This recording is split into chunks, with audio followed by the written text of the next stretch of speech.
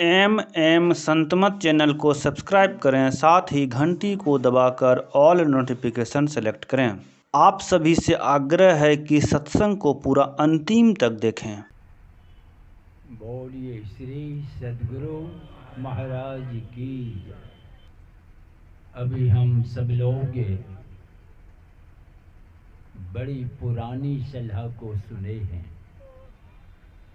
जो लगभग 9 लाख वर्षों की। भगवान पुरुषोत्तम राम का जन्म त्रेता युग में हुआ था और अभी हम सब लोग कलयुग में। कलयुग और त्रेता युग के बीच में था द्वापर युग, जो 8,64,000 वर्ष बीत गए। इतनी पुरानी सलाह को आज भी लोग बड़े ध्यान से सुनते हैं। कौन सी खूबी है इस सलाह में? भगवान पुरुषोत्तम राम अपनी प्रजा को बुलाए हैं और उस बैठक में संत महात्मा गण, गुरु जी भी उपस्थित हैं। कोई भी बैठक होती है कुछ समाधान के लिए। कोई समस्या खड़ी होती है, आप देखते हैं देश में भी समस्या खड़ी होती है तो तुरंत पार्लियामेंट में बैठक होती है कि नहीं? राज्य स्तर पर समस्या खड़ी होती है तो तुरंत विधानसभा में बैठक होती है। पंचायत क्षेत्र में समस्या खड़ी होती है, तुरंत वहां भी बैठक होती है। और ऐसा कोई घर है जिसमें समस्या खड़ी नहीं होती हो? घर में समस्या खड़ी होती है तो दादा, बेटा, पोता सब मिलके बैठते हैं कि नहीं? ऐसी बात हो रही है, क्या करना? यहाँ इतने लोग आके बैठ गए हैं, कौन सी समस्या? क्या समाधान करने उपस्थित हुए हैं?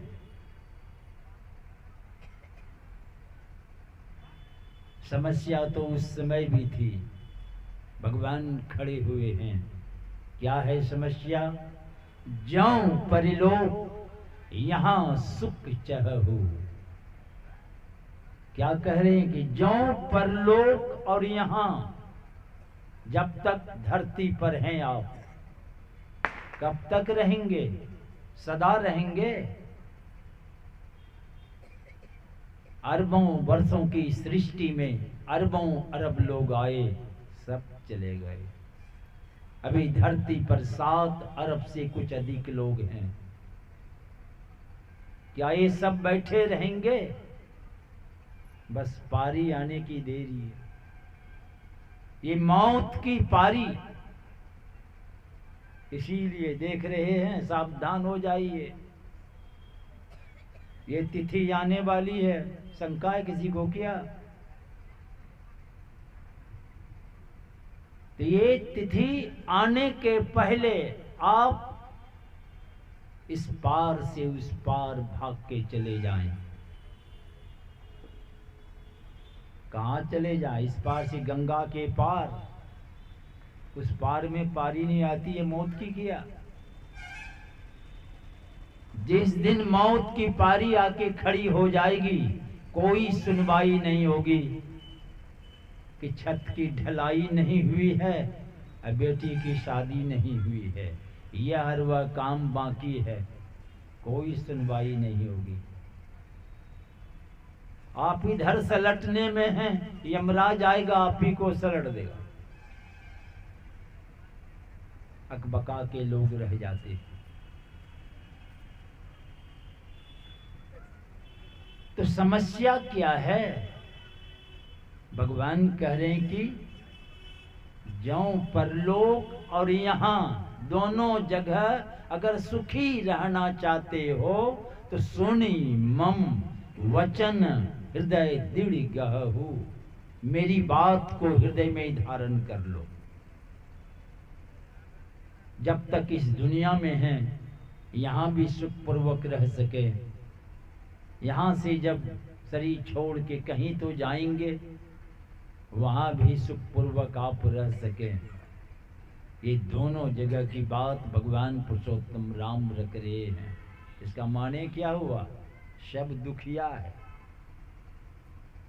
अगर सब सुखी रहेंगे तो क्या ये बात भगवान बोलते?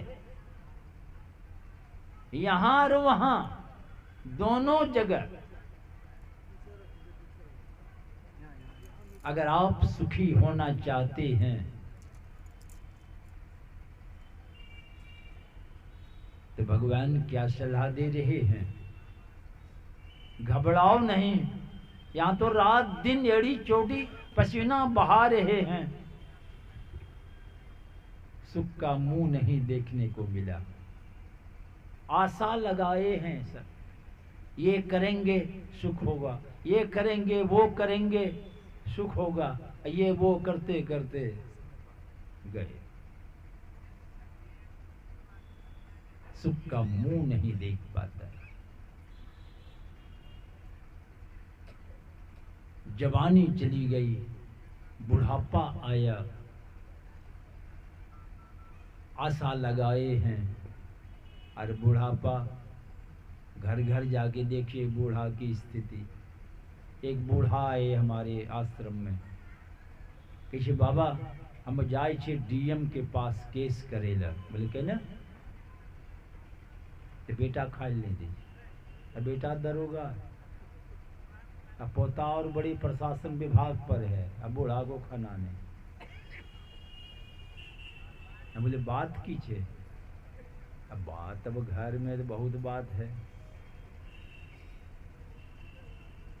तो चाय लेके आया। अगर प्रेम से कहे बाबू हला चाय पियो, अगर चाय फिक्के छे तैयो ठिक्के, कहे हला चाय। अब चाय भी गरम, खोपड़ी भी गरम। एक दिन बूढ़ा के सामने थाल परोस दिया। अब बूढ़ा हाथ पर हाथ रखे बैठा हुआ है, वैरायटी तो बहुत है थरिया में, मगर खा नहीं रहा है, हाथ पर हाथ रखे बैठा हुआ था। उधर से बेटा आया, दरोगा साहब, कहे बाबू खाए नहीं छो? कहे पूछे ना बबुआ सा। बेटा सोचा क्या बात है, वो जाके पूछते हैं कि कुछ बोलो जो की। अब वो सत हरिश्चंद्र से कम ने, कहे जाके पूछो ना बूढ़ा सा, मैं कुछ बोलो छे। बोले थे कुछ नहीं, वो थरिया लेके जाइले पटकी के चलो। बोल रहे थे नहीं, पर हो जे पटकी दिल के थरिया से निकल ले खन आवाज, तो बुढ़वार खोपड़ी खिन होगी।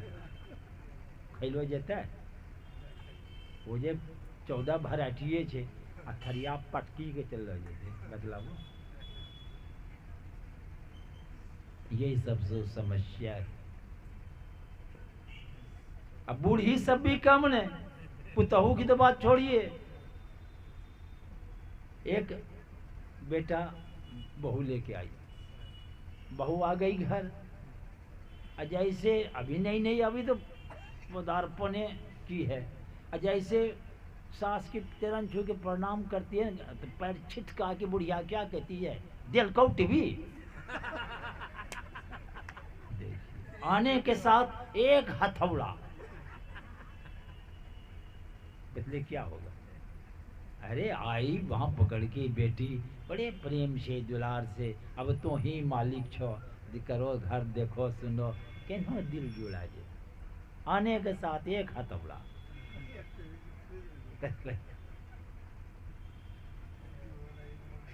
यही तो दुर्दशा,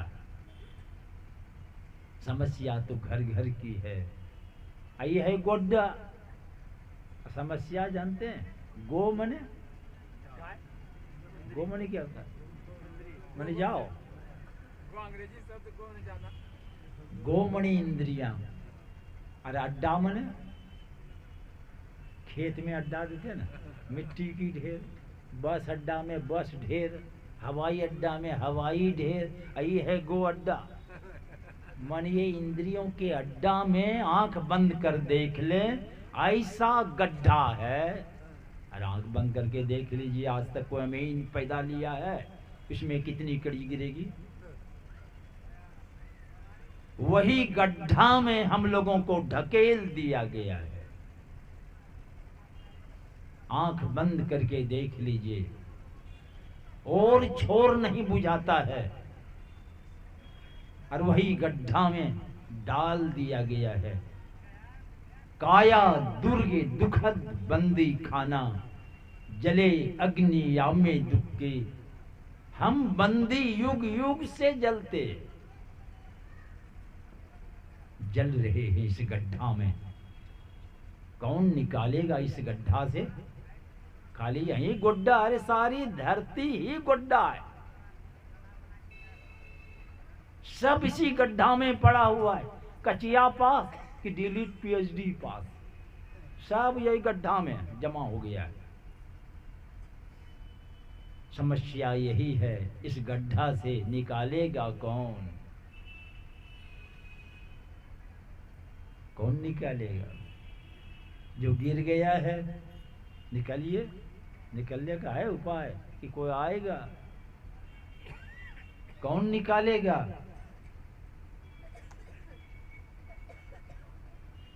तो निकालेगा कौन? भगवान भी नहीं करता ये काम निकालने का। हमारे संत कबीर साहब कहते, 3 लोग 9 खंड में गुरुते बढ़ाने कोई करता करे ना।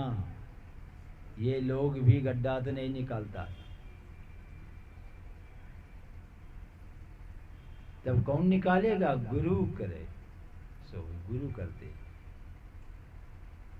इसलिए संत सदगुरु के पास जाना पड़ेगा आपको,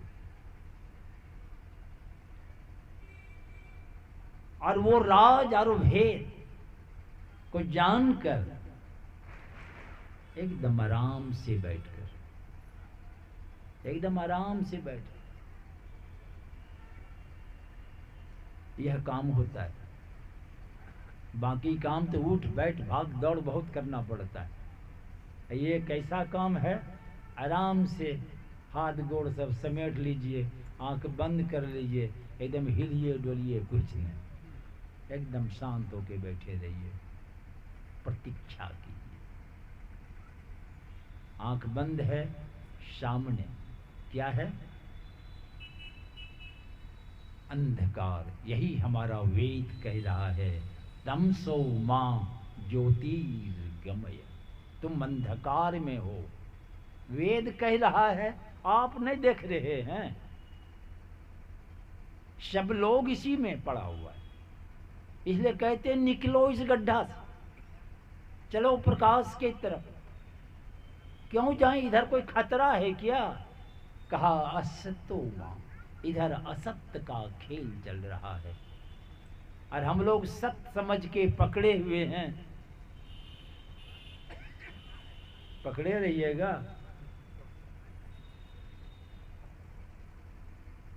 सब चले गए, पड़े हुए हैं। बहुत आए पकड़ने वाले, चले गए।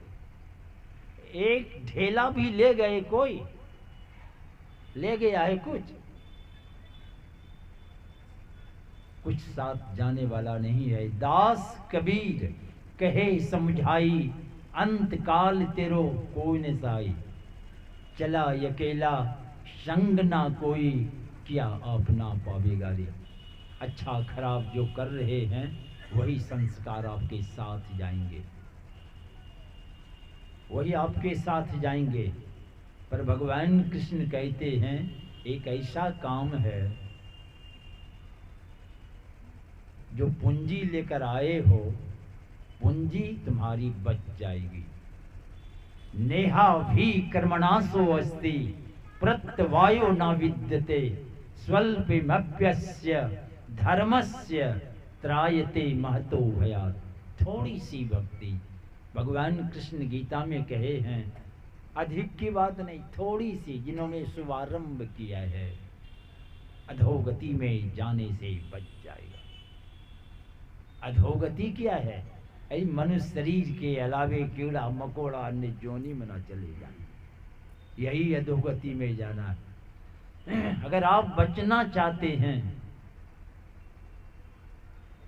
तो भक्ति की युक्ति को जानकर इसका अभ्यास करें।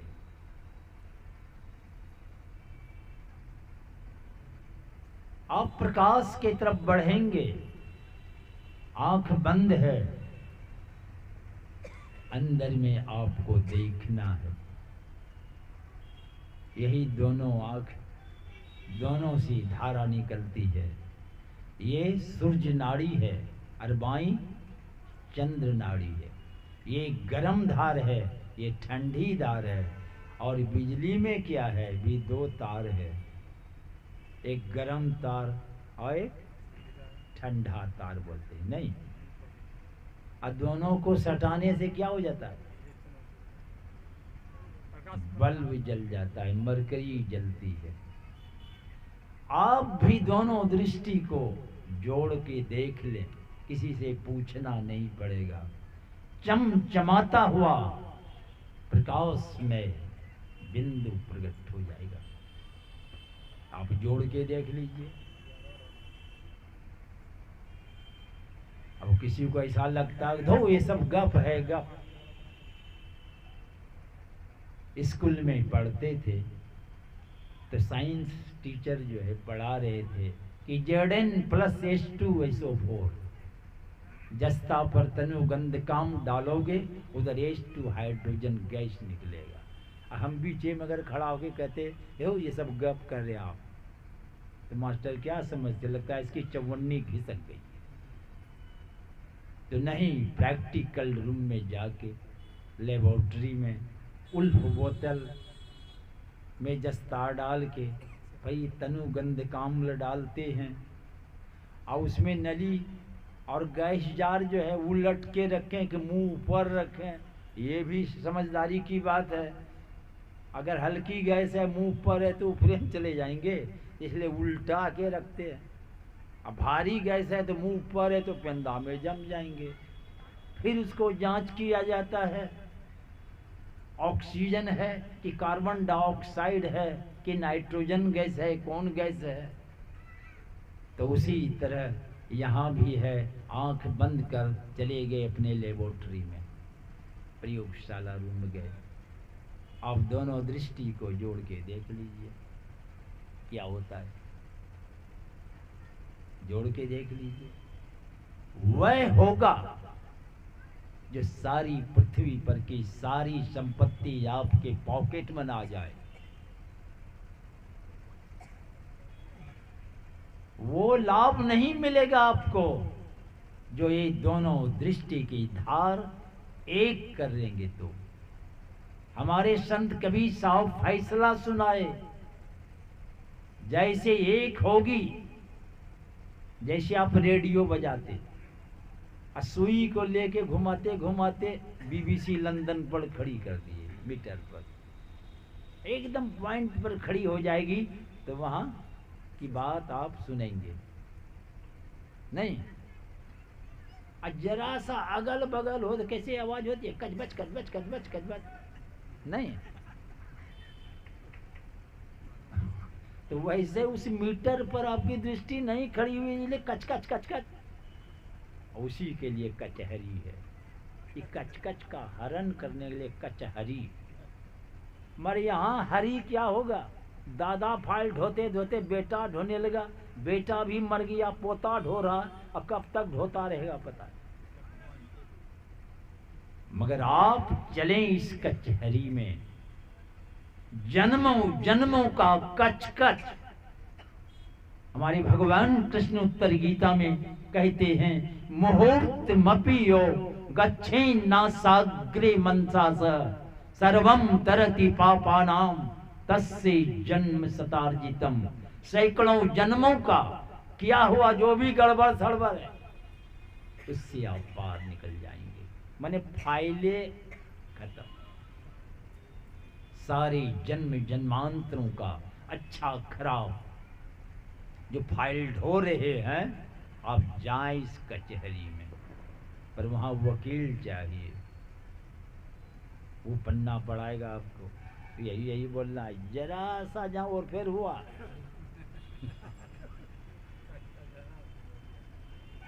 हमारे घर में एक नौकर था, समझे ना, तो एक गोनू बाबा धाम है, शायद कोई जानते हो, बड़ी प्रसिद्ध है, तो वहाँ बासा है। मैं बचपन में ही गया हूँ, फिर जाने का मौका लगा नहीं। तो उसी के बगल में जमीन है 50 बीघा, एक प्लॉटी है। तो एक मुसलमान भाई के भैंस जो है ना फसल में घुसा दिए। तो ये जो था जुगबारी करने वाले बड़ा ताकतवर, लाठी ले जाके डंगा पीट करके बाहर का, हो गई लड़ाई, हो गया केस भागलपुर कोर्ट में। अब देखिए वहां गए, उधर के वकील और इधर के वकील, तो क्या कहते हैं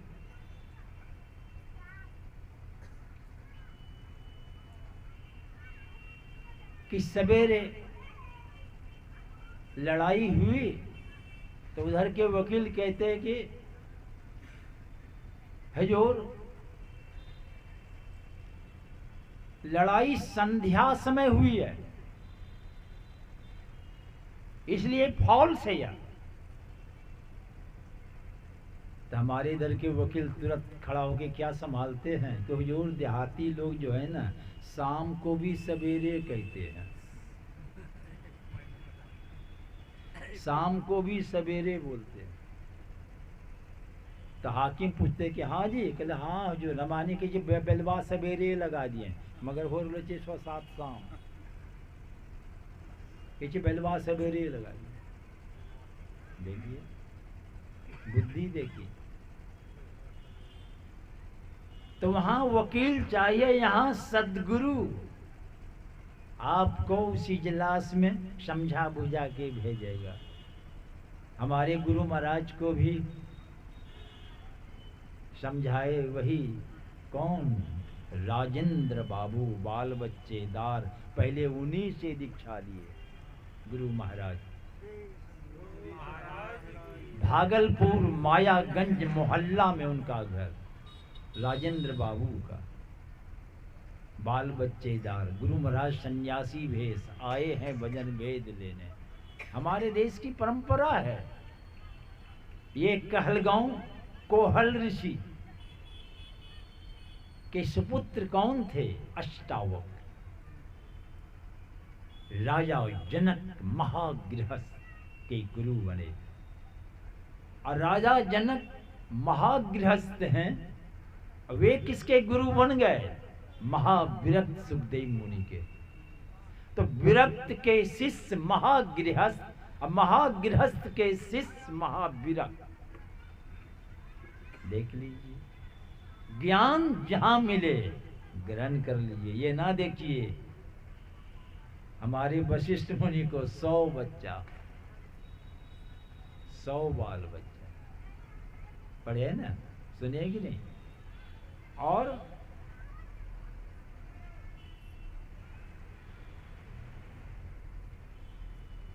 उनके 100 बच्चा को मार दिया।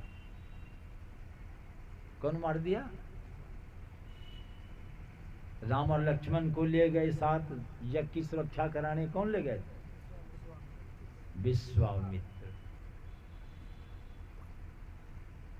वही मार दिए 100 बच्चा को। और अंत में छोरा लेके पहुंच गए उनकी कुटिया के पास रात में। किस बात को लेकर, ये हमको ब्रह्म ऋषि की उपाधि नहीं दे रहे हैं।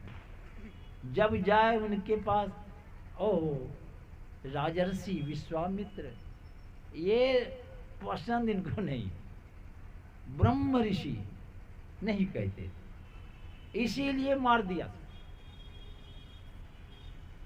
अब पूर्णमासी की रात्रि है, 16 कला से चंद्र उगा हुआ है। अरुंधति उनकी धर्मपत्नी वशिष्ठ मुनि की, और विश्वामित्र छुरा लेके टटिया के पार में बैठे कि आज बूढ़े को खत्म कर देना।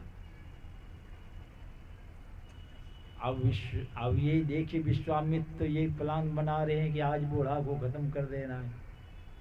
अब बूढ़ा की दृष्टि जब गई चंद्रमा की तरफ तो अपनी धर्मपत्नी से क्या कहते हैं कि देखो 16 कला से चंद्रमा जो उदय हुए हैं, इनका जो प्रकाश है विश्वामित्र की तपस्या के तेज के सामने फीका। अपनी पत्नी को सुना रहे और टटिया के आड़ से सुन रहा है कि बुढ़वा हमारी बड़ाई कर रहे हैं। तो पत्नी क्या कहती है, सब बच्चा को मार दिया वो कसाई बोला क्या बोला समझिए आप। जिसका एक बच्चा मर जाए 100 मार दे तो क्या समझेगा बतलाइए। तो उस दे तो एकदम गर्म हो गई ट्रांसफार्मर। अब किसका नाम ले रहे हैं? मर विश्वामित्र की तारीफ कर रहे हैं वशिष्ठ मुनि बड़े प्रेम से। वे टटिया फाड़ के घुस गए, अछूरा फेंक के चरण पर गिर पड़े। तो वशिष्ठ मुनि दोनों पांव पकड़ के कहा, ओहो ब्रह्म ऋषि विश्वामित्र, सीने में लगा दिया। आज ब्रह्म ऋषि कह रहे हैं, छुरा फेंक दिए और सीने से लगा के कहा, ओहो विश्वामित्र ब्रह्म ऋषि विश्वामित्र, माने हिंसा की भावना की त्याग कर दी तो ब्रह्म ऋषि हो गए। तो ये संत सदगुरु के पास जाना पड़ेगा और इस कचहरी में दाखिल तो पहले वो समझाएगा कि झूठ मत बोलना, चोरी मत करो, नशा में खैनी बीड़ी ताड़ी दारू गांजा भांग तमाम नशा छोड़ दो, अहिंसा में मांस मछली अंडा का भोजन ना करें। नहीं करते हैं, बहुत लोग टांग खींचने का काम करते रहते। ये दुख देने की प्रवृत्ति ही तो हिंसा है। और व्यभिचार, पर स्त्री पर पुरुष गलत संबंध, ये व्यभिचार कहलाता है। तो हमारे वेदांत के ऋषि कहते हैं, ना वीरतो दुश्चरितान ना शांतो ना समाहितः ना शांत मानसो वापी प्रज्ञा ने नैन मापनिया। जो पाप कर्मों से विरत नहीं है, अलग नहीं है, वो कचहरी में जा नहीं सकता, वो शांत पद में जा नहीं सकता वो। इसीलिए पंच पाप से बचकर नेकी की कमाई करे। कमाना बुरा नहीं है, खूब कमाइए। अच्छा घर कपड़ा भोजन। अब धीरे धीरे ठंडी बढ़ रही है, दिमाग में बात आ रही कि नहीं? स्वेटर, चादर, टोपी, तमाम व्यवस्था, बात आ रही कि नहीं? अब ये सब नहीं हो, कड़ाके की ठंडी शीतलहरी चल रही हो, कोई व्यवस्था नहीं, तो ठंडी आपकी हड्डी में घुसेगी, फिर आपकी घंटी बजेगी। इसलिए कमाना बुरा नहीं है, खूब कमाइए। अच्छा घर कपड़ा भोजन तमाम की व्यवस्था करें। इतनी व्यवस्था करें कि आराम से उस व्यवस्था में बैठ के घंटा 2 घंटा आप ध्यान कर सकें। आई नहीं कि ध्यान में बैठे हैं, हंडी चूल्हा पर चढ़ेगी कि नहीं चढ़ेगी, भला ध्यान लगने वाला है? व्यवस्था तो चाहिए ही। सब झुग्गी झोपड़ी वाला हो जाए तो फिर क्या होगा? चीन सीधे टहलते आएंगे और कहेगा उठो और बैठो। अब 62 में मैं गया था शाम, ताजपुर तक टहलते आ गया था। चाहता तो दिल्ली पहुंच जाता वो, पर उनका टारगेट था 72,000 वर्ग किलोमीटर हड़प कर लिया वो।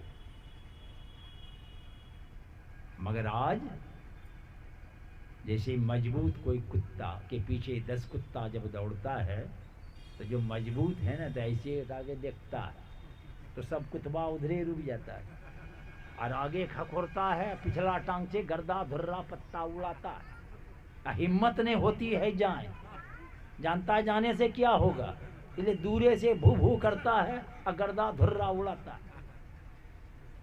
वैसे आज भारत की स्थिति है, बॉर्डर के पारे गर्दा धुर्रा उड़ा रहा है, हिम्मत ने हो रही है पारा। सब झुग्गी झोपड़ी वाला हो जाएगा तो क्या होगा? जो नहीं, सारी व्यवस्था करें आप, और उस व्यवस्था में रह के, और इतनी व्यवस्था करें अपने खाए, हजारों को भी खिलाने की क्षमता हो। नहीं है तो कम से कम अपना पेट तो भरे, दूसरे का घर ना घुसे। इस पंच पाप से बचकर नेकी की कमाई कर, थोड़े बहुत है संतोष पूर्वक रहकर, संत सद्गुरु से युक्ति को जानकर, एकदम आराम से बैठकर। ऐसी बात नहीं कि सोफा सेट पलंग पर बैठेंगे चट से ध्यान हो जाएगा। ऐसा होता तो टाटा बुड़ला डालमिया सब पहले ध्यान ही बन जाता। अगर आपके पास भी है तो बड़ी अच्छी बात है। एक आदमी आया, कहा कि बाबा 30,000 रुपये की चादर है, हम इसमें हीटर फिट है क्या? नहीं बाबा, दे पर रखेंगे ना, जरा भी ठंड महसूस नहीं करेंगे। चलो भाई, नहीं है 30,000 रुपये की चादर, झूले चट्टी बोरिया है, बैठिए आराम से, उस पर कोई फर्क नहीं पड़ता है। और आँख बंद करके अपने अंदर यही राज भेद गुरु महाराज को बतलाया। एक गिरहस्थ बंद कराए पलक पट को, तो आंख बंद करो और अंदर में क्या कहा, बाहर अब मत जाओ, भीतरे रहो, बाहर में तुम मत भटको। ठीक है, आंख बंद है, अब क्या करें? कहा सीधे सन्मुख, अब कर जा सके तो सुषमन में पहुंच जाएंगे आप। सीधे सन्मुख सुषमन, सुषमन में जब प्रवेश करेंगे तो बिंदु, वो बिंदु क्या है गुरु महाराज बता रहे हैं, वही है सुख सिंधु की खिड़की, अति निराली, वो निराली खिड़की है। एक बार उस झड़ोखा पर चलें आप, और यही इशारा कर रहे हैं हमारे भगवान पुरुषोत्तम राम भी। सुलभ सुखद मार्ग यह भाई, एकदम आराम से बैठिए आओ और अपने अंदर देखिए, सारी चेतन की धारा सिमट करके, दोनों दृष्टि की धार जब एक होगी, आपके अंदर वो आवाज को सुनेंगे आप। यहाँ तो मीटर पर खड़ी कर दिए, BBC लंदन मीटर पर कि विविध भारती पर, तो वहाँ की आवाज सुनते हैं। और आपके अंदर ये दोनों दृष्टि संसार के तमाम मीटर पर जो है, ये कचबच चल रहा है, नाक ढूंढ रहा है सब लोग कच में। इसलिए तमाम से दृष्टि रूपी सुई को हटा के दो नयन बीचों बीच ले जाके उस प्रकाश में बिंदु मीटर पर खड़ी कर दे, तो परमात्मा के दरबार में जो आवाज होती है उसको आप सुनेंगे। और हमारे कबीर साहब कहते हैं, नाम बिना बेकाम है 56 करोटी विलास, क्या इंद्रासन का बैठना, क्या बैकुंठ निवास। उस नाम में क्या रस है, जो इंद्रासन बेकार है, बैकुंठ फीके हैं, क्या रस है उसमें, और वो आपके अंदर है। इसलिए गुरु महाराज कहते हैं जौ निज घट रस, तुम्हारे अंदर भी वो रस है, मगर हम सब लोग दुटकिया रस में भूल गए। है एक झूठ, नशा है दूसर, तीसर नारी पर के हो, चौथी चोरी, पंचम हिंसा, कहते दिल से इन्हें साफ उखाड़ बुखाड़ के फेंको, तब वो रस पता चलेगा,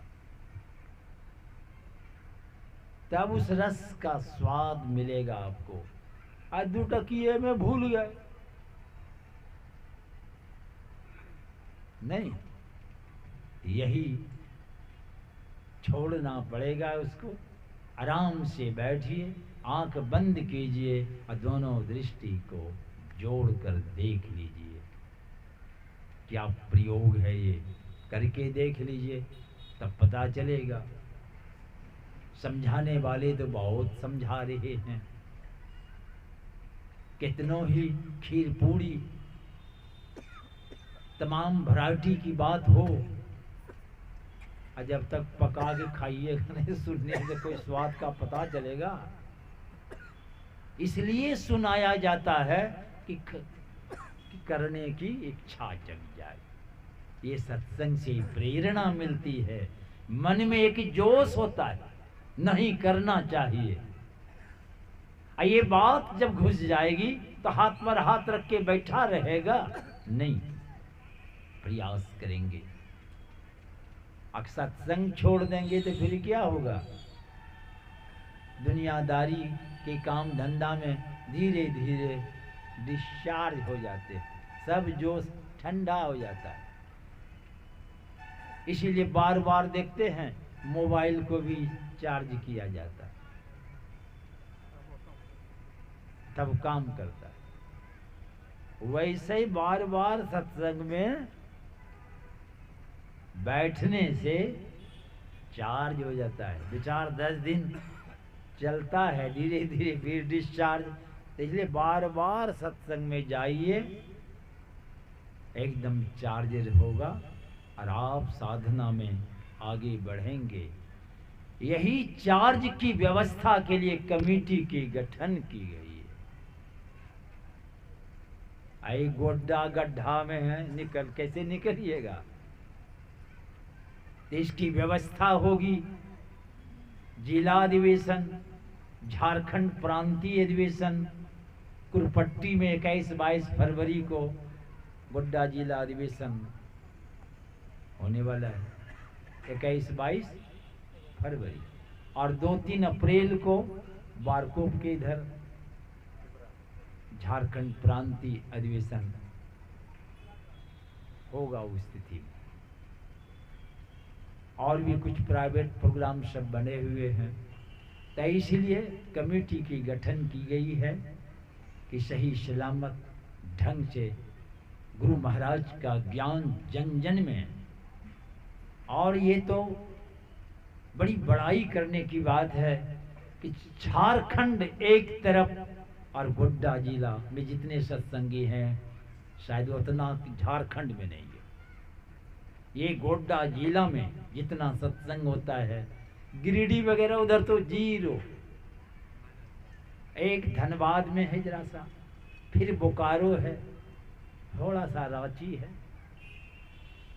बस इसी में कुछ सत्संगी लोग हैं। और ये गोड्डा, इसीलिए कह रहे हैं कि सत्संगियों की संख्या जितनी है इधर, समूचा झारखंड में भी बहुत कम है, अकेले है ये। तो यहाँ से ही लोग गिरिडीह गए हैं, कहाँ गए हैं, काम नौकरी करने गए, सत्संगी है तो वहाँ सत्संग फैला, अब फैल रहा है। तो आधार तो ये गढ़ है, गढ़। इसलिए इस गढ़ सत्संग गुरु महाराज किए। और बाबा देवी साहब कोरका में आते थे, दीनदयाल जी महाराज थे, बाबा देवी साहब के शिष्य, उसको भी मैं देखा हूँ। अब गुरु महाराज दीक्षा लिए थे राजेंद्र बाबू से। एक दिन बैठे हुए थे, हालांकि राजेंद्र बाबू ने कहा हम आपके गुरु नहीं होंगे, आपके गुरु बाबा देवी साहब होंगे। और गुरु महाराज बाबा देव साहब कभी देखे नहीं है, दीक्षा लिए राजेंद्र बाबू से, और राजेंद्र बाबू दीक्षा बता के कहता है गुरु आपके वही होंगे, हमने होंगे। तो कह देने से क्या हुआ, गुरु ने हुआ। आप अपने बेटा को 1000 बार कहिए हम तुम्हारा बाप नहीं है, तो 1000 बार कहने से क्या हो जाएगा, बाप नहीं होगा, कोई दूसरा हो जाएगा क्या। और हमारे सामने की बात है, हम बैठे हुए थे, 2 4 10 और सत्संगी थे बैठे, तो गुरु महाराज अचानक एक आदमी की तरफ इशारा किए, इसको पहचानते हो, तो सबकी दृष्टि चली गई उसके ऊपर। हम भी थे वहाँ बैठे, हम भी नहीं पहचानते थे। कहा इसको पहचानते हो, ये हमारे गुरु पुत्र हैं, राजेंद्र बाबू के ही सुपुत्र बैठे हुए थे, प्रफुल्ल चंद्र जी। अब देखिए यहाँ गुरु महाराज क्या बोल रहे हैं, ये हमारे गुरु पुत्र हैं, इसलिए मैं इनका आदर सम्मान करता हूँ। मगर राजेंद्र बाबू कह दिए थे हम आपके गुरु नहीं, इसलिए कहीं पर लिखित नहीं गुरु महाराज जिक्र किए।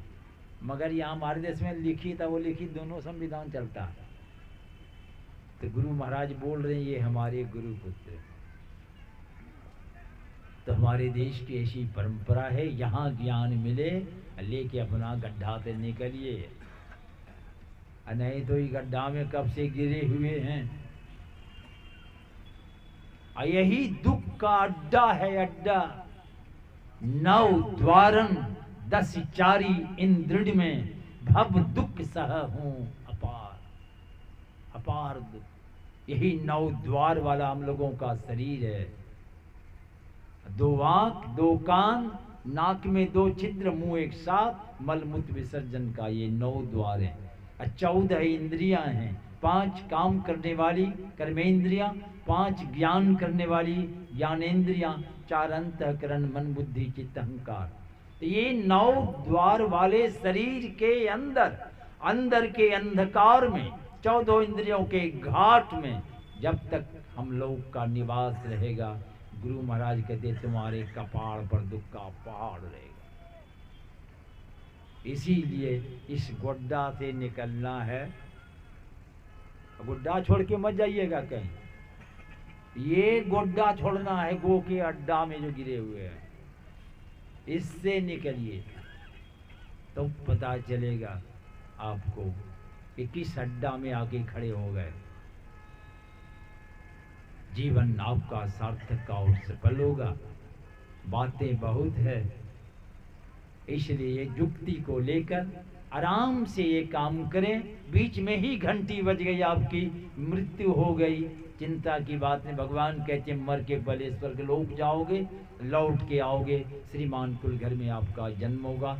दोनों हाथ में लड्डू है, मरने के बाद सो, आने के बाद सो, और साधना में बढ़ते हुए अंत में अनंत परमात्मा को प्राप्त करेंगे। अनंत का सुख भी अनंत है, ना उस सुख का कभी अंत होता है, ना कभी दुख का मुंह देखना पड़ेगा। इसी में जीवन की सार्थकता और सफलता है। बोलिए श्री सद्गुरु महाराज की जय। ज्ञान यज्ञ भगवान कृष्ण कहते हैं कि ब्रह्म यज्ञ से ज्ञान में यज्ञ श्रेष्ठ होता है। क्या श्रेष्ठ? हमारी वेदांत के ऋषि कहते हैं ज्ञानान मोक्षमवाप्नोति, बिना ज्ञान से मुक्ति नहीं होती है। तो वो यहाँ एक ज्ञान यज्ञ की व्यवस्था जो हुई, वे पुण्य के भागीदार तो हैं, और इस व्यवस्था में आप लोग जो आके बैठ गए, कोई ना आते तो व्यवस्था कैसी रह जाती।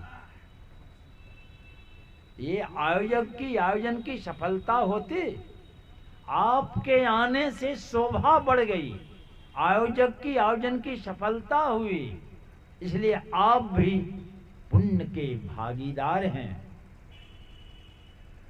और हम लोगों की बात को बड़े ध्यान से, बहुत जगह की बात एक जगह क्या बतावे, ऐसी तरह ये तो एक महल है, 2 तल्ला पर हम लोग इसी तरह सत्संग चल रहा था। अब बगल वाले पड़ोसिया को क्या एलर्जी थी सत्संग से, वो ने हल्ला किया, इतना मिर्चाई दीवार सटा करके आग पर धर दिया, धुइयां जो उठा आओ पूरा छा गया, सब सत्संगी खो खो खो कर रहा है। देख लीजिए स्कीम है, धुइयां से लड़िएगा। अब मास्टर थे उस घर का, कहा कि बाबा हम जाते हैं थाना केस करेंगे। क्या कहिएगा, ये धुइयां उसकी खोपड़ी धुंधवाई खोपड़ी है, चिंता मत कीजिए सब ठीक होगा। तो ऐसे ऐसे व्यवधान है कि नहीं, समस्या खड़ी करने वाले लोग भी होते हैं। तो इस तरह की यहाँ समस्या तो खड़ी नहीं होती है। तो वे लोग भी धन्य हैं, वे भी पुण्य के भागीदार हैं जो आपको शांति से सत्संग होने दे रहे हैं, प्रेम से सत्संग चल रहा है। तो आप सब के सब इस पुण्य के भागीदार हैं। और मैं गुरु महाराज से प्रार्थना करता हूं कि आप साधना में बढ़ते हुए आप उस मंजिल पर पहुंचे जहां से फिर से गड्ढा में आना नहीं पड़ेगा। आप स्वतंत्रता को प्राप्त करेंगे। अब आपकी मौज और मर्जी है, जो गड्ढा में पड़ा उसको निकालने आप आ सकते हैं। ये स्वतंत्रता को आप प्राप्त करेंगे, आपका जीवन सदा के लिए सार्थक और सफल होगा। तो मैं इस परिवार के जोगेश नहीं बाबू और उनके पिताजी जयकांत बाबू सबकी शुभकामना, मंगल कामना, उनके परिवार के सारे यांग शमांग बाल बच्चों की शुभकामना, और आप लोग भी आए हैं, सबकी कामना शुभकामना करते हुए गुरु महाराज से प्रार्थना करता हूँ। बोलिए श्री सद्गुरु महाराज की जय।